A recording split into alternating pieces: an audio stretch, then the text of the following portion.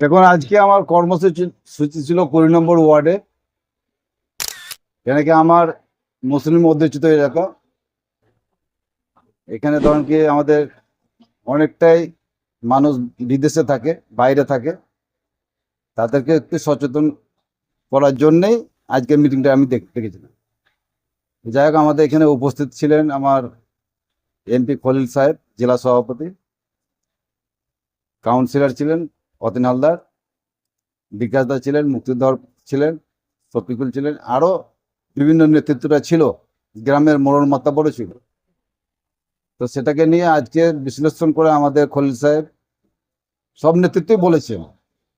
তো যাই হোক, এসআইএন নিয়ে আমাদের যেটা আতঙ্কিত ছিল সেটা আতঙ্কিত হওয়ার কারণ নেই। আমি সেই বার্তাটাই আমার এই এলাকার মানুষকে বললাম। এসআইআর ফর্ম ফিলআপের ক্ষেত্রে আপনারা কি সহযোগিতা করবেন? আমার এসআইএন নিয়ে যে কর্মকাণ্ড চলছে, আমার অফিসে হোক কিংবা এলাকাতে কিছু জায়গাতে শিক্ষিত ছেলেরাকে বলেছি সে ফর্মটা ভালোভাবে ফিল আপ করার জন্য, আর সরকারের নির্দেশ মেনে সেটা আমরা করছি। আর আরেকটা কথা বলি যে আমাদের যে মাননীয় মুখ্যমন্ত্রী যে নির্দেশ দিয়েছে সেই নির্দেশ মতোই আমরা করছি, কাজ করছি। প্রত্যেকটা ওয়ার্ডে, প্রত্যেকটা কাউন্সিলরের অফিসেই ফর্ম ফিল আপ হচ্ছে। আমরা বলেছি ফর্ম ফিল আপ যদি করতে হয় সে ভালো জায়গাতে করবে, শিক্ষিত ছেলের কাছে করবে। বিএলওকে ফর্ম জমা দেওয়ার পাশাপাশি আপনাদের এবির একটা টিম রয়েছে, সেখানেও নাকি আপলোড করতে বলছে, যে কথা এমপি খলিল রহমান সাহেব বলে গেলেন। না, সেটা তো বলেছেন, সেটা তো আমাদের যারা নেতৃত্ব আছেন তারা তো বলেছেন, তারা BLO 2 নিয়োগ করেছেন, কিন্তু আমাদের BLO 2 আমাদের এলাকাতে আমরা দেখতে পাই না। আসছে, ছবি তুলে চলে যাচ্ছে, আমরা সেটা দেখতে পাচ্ছি। আমাদেরকে BLO 2 কাকে দিয়েছে সেটাও জানেনি। তবে আমার কর্মী যারা আছে, মহিলা কর্মী, তারা প্রত্যেকটা BLOর কাছে 5টা 7টা করে মহিলা ছেলেরা থাকছে, তারাই কিন্তু ফর্ম ফিল আপ করছে। আচ্ছা, BLA 2 এর কাজ কি?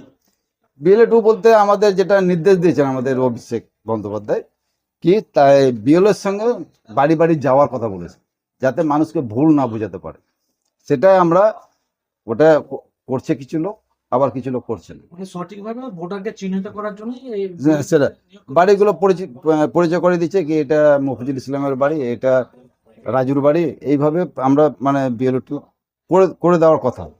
কিন্তু কিছু কিছু এলাকাতে আমরা দেখতে পাচ্ছি BLO 2 দেখতে পাচ্ছি না। আমরা দেখতে পাচ্ছি যে গদি মিডিয়াতে বহুলভাবে প্রচার করছে যে এই এসআইআর এর জন্য আতঙ্কে অনেক মানুষ নাকি হত্যা করছে, এই ধরনের। আমি আমার জঙ্গিপুরবাসীকে বলবো, আতঙ্কিত হওয়ার কোনো কারণ নাই। কেন, আমরা জানি, আমি দীর্ঘদিন থেকে, আমার 60-62 বছর বয়স হয়ে গেল, কিন্তু আমি দেখেছি আমার শহরে যারা লোক আছে, পুরনো লোক আছে, তাদের 2002 সালের ভোটার লিস্টের নামও আছে, তাদের আতঙ্কিত হওয়ার কোনো কারণ নাই।